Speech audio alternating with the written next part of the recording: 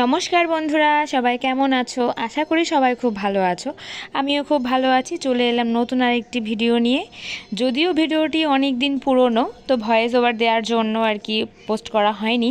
তো দেখে তোমরা বুঝতে পারছো এটা হচ্ছে জগদ্ধাত্রী পুজো, আর এটা হচ্ছে কৃষ্ণনগর। কৃষ্ণনগর যেহেতু জগদ্ধাত্রী পুজো অনেক বিখ্যাত, তো সবাই চায় যে এই পুজোর সময় কৃষ্ণনগরে এসে ঠাকুর দেখার জন্য। তো আমিও চলে এসেছি ঠাকুর দেখার জন্য। তো এত অপূর্ব সুন্দর, নিজেদের কাছ থেকে না দেখলে কিন্তু বোঝা যাবে না। মানে আমাদের যেহেতু দুর্গাপুজোটা শ্রেষ্ঠ পুজো বাঙালিদের মধ্যে, কিন্তু কৃষ্ণনগরে কিন্তু সেই দুর্গাপুজোর মতোই জগদ্ধাত্রী পুজো হয়। যারা যারা এসেছো তারা অবশ্যই দেখেছো। তো এত সুন্দর সাজসজ্জা, মানে কি বলবো, মানে এত সুন্দর সাজিয়েছে ঠাকুরগুলো, এত সুন্দর, অপূর্ব সুন্দর। আর দেখো সাদার মধ্যে কম্বিনেশন, তো মানে ভীষণই সুন্দর লাগছে দেখতে। তো আমি যেহেতু দেখেছি একবার বিয়ের আগে, তো এত কাছ থেকে দেখিনি। তো যারা যারা একদমই কখনো দেখোনি তারা কিন্তু অবশ্যই কৃষ্ণনগরে এসে এক বছর ঠাকুর দেখো। ভীষণই মজা হয়, ভীষণই আনন্দ। কারণ এত পরিমাণ ভিড়, আর এত লোকজন যে মানে ভিড় করে কৃষ্ণনগরে এই জগদ্ধাত্রী পুজোর সময়। পুজোর আগের দিন থেকেই কিন্তু ভিড় হয়ে যায়, কারণ হচ্ছে জগদ্ধাত্রী পুজো কিন্তু দুর্গাপুজোর মতো বেশি দিন থাকে না। যেহেতু দুর্গাপুজো 4 দিন থেকে 5 দিন থাকে, কিন্তু জগদ্ধাত্রী পুজো থাকে একদিনই। তোমার পুজোর আগের দিন হয়তো ঠাকুর দেখবে সবাই, আর পুজোর দিনই ব্যাস শেষ। তারপরের দিন ঘট বিসর্জন, তারপরে ঠাকুর বিসর্জন করে দেয়। তো দেখো টুকটাক ছেলেকে নিয়ে বেরিয়ে পড়েছি ঠাকুর দেখার জন্য। তো হালকা কুয়াশা পড়ছিল, এই জন্য ছেলের মাথায় টুপি দিয়ে দিয়েছি। তো এই দেখো আমরা টুকটাক দু একটা দোকানে ঘোরাঘুরি করছি। তো এত লাইটিং, এত সুন্দর, তো ভীষণই ভালো লাগছিল।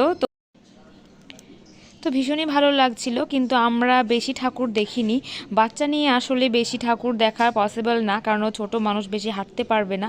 আর আমি কোলে করেও না বেশিক্ষণ ঠাকুর দেখাতে পারবো না। তো কিছুটা এরিয়া মিলে আমরা কয়েকটা ঠাকুর দেখেছি হেঁটে হেঁটে। আর এত পরিমাণ ভিড় না, আমি বুড়িমা দেখতে চেয়েছিলাম, বাট এত পরিমাণ ভিড়, বাচ্চা কোলে নিয়ে আমি মানে ওই মোড় থেকেই রিটার্ন করেছি। কারণ এত পরিমাণ ভিড়, আমি মানে ভাবছিলাম যে যেতে গিয়েই আমার অবস্থা খারাপ হয়ে যাবে, আমি রিটার্ন করতে পারবো না। সেই কারণে সেই ভয়ে আমি আর যাইনি। তো তারপরে আমরা তাড়াহুড়ো করে বাড়ি চলে গিয়েছিলাম। বাড়ি গিয়ে আমরা দেখো একটুখানি ভিডিও করছিলাম, একটুখানি কয়েকটা ফটো তুলছিলাম, কারণ এই ড্রেসটা আমি ফার্স্ট টাইম পরছি। আসলে আমি এটা পুজোর মধ্যেই নিয়েছিলাম, দুর্গা পুজোতে, কিন্তু আমার পরা হয়নি বলে এটা আমি জগদ্ধাত্রী পুজোতে পরেছি। তো এই দেখো এটা হচ্ছে দ্বিতীয় দিন, পুজোর পরের দিন। পুজোর পরের দিন আমরা রেডি হয়ে বেরিয়েছিলাম ঠাকুর দেখার জন্য, কিন্তু মানে আমি জানতাম না আসলে ঘট বিসর্জন পরের দিনই দিয়ে দেয়। তো আমি এবছর গিয়ে তারপরে জানতে পেরেছি। তো ঘট বিসর্জনে এত পরিমাণ লোক, এই যে এই কদমতলা ঘাটের রোডটা যে এত পরিমাণ ভিড় হয় তোমরা দেখলেই বুঝতে পারবে। তো এখানে দেখো কি সুন্দর সবাই সেজেগুজে নাচ করছে। এদের কিন্তু ভাড়া করে আনতে হয়, মানে এক এক মণ্ডপের এক এক রকম ভাবে আর কি।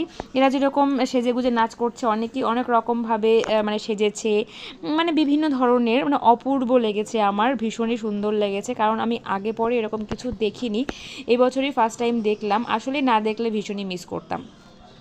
তোমরা কাছ থেকে না দেখলে বুঝতে পারবে না, প্রচণ্ড ভিড় আছে। এক এক রকম মানে থিম তৈরি করেছে, মানে এখানকার এক একজন মানে। আর এখানে দেখো ঢাকগুলোকে কি সুন্দর সাজিয়েছে। তো প্রত্যেকটা ঢাক কিন্তু একই রকমের। তো মানে আমি না মানে আগে পরে কিন্তু এরকম দেখিনি। তোমরা কারা কারা দেখেছো অবশ্যই জানিও আমাকে কমেন্টে। কিন্তু আমি আগে পরে কখনোই দেখিনি এরকম একরকমভাবে ঢাক বাজাতে, এত ঢাকি।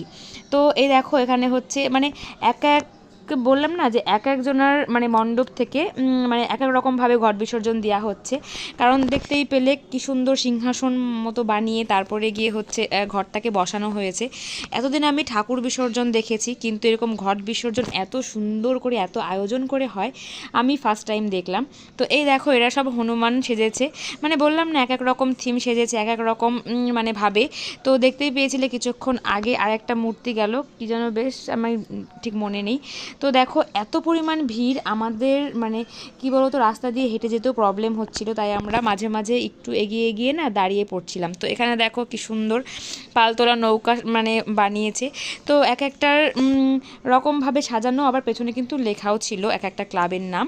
তো দেখো প্রচণ্ড নাচছিল সবাই, মানে মেলার মতো একটা, মানে কি বলতো যাদের এখানে বাড়ি তারাই জানে এখানে মানে কত রকম মানে ভাবে আর কি বিসর্জন দেওয়া হয়। তো আমি এতটা আনন্দ পেয়েছি, আমি বলছিলাম যে সত্যি আমি ভীষণই হ্যাপি এবছর ঠাকুর দেখতে এসে। তো এটা হচ্ছে তার পরের দিন। কালকে দেখালাম তোমাদের ঘট বিসর্জন, তো আজকে হচ্ছে সব প্রতিমা বিসর্জন হচ্ছে। তো তোমাদেরকে একটু দেখাবো, এই দেখো প্রতিমা নিয়ে আসা হয়েছে। ভোর 4টে থেকে কিন্তু প্রতিমা বিসর্জন শুরু হয়ে গেছে। তো আমরা এসেছিলাম বিকেলের দিকে, এখনও কয়েকটা বাকি ছিল, সেইগুলোই আমাদের দেখার সুযোগ হয়েছে। তো দেখতেই পেলে কতগুলো ভলেন্টিয়ার দাঁড়িয়েছে প্রতিমাকে তোলার জন্য।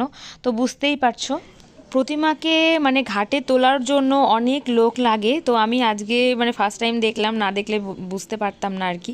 তো দেখো একদল কিন্তু বিসর্জন দেওয়ার জন্য চলে গেছে অলরেডি, আর পেছনে আরেকটা প্রতিমাকে দেখালাম, সে ঠাকুরটাকে আর কি সব ঠিক করছে কিভাবে কি তুলবে তার জন্য।